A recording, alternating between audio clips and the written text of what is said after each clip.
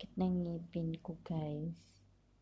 Kaya upo-upo lang ako dito guys, pero ang sakit ng ngipin ko.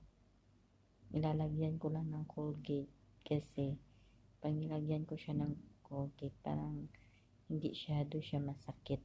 Parang nawawala-wala siya konti. Pagka wala na yung Colgate, maya babalik-balik na naman. Lagyan ko na naman yung ulit.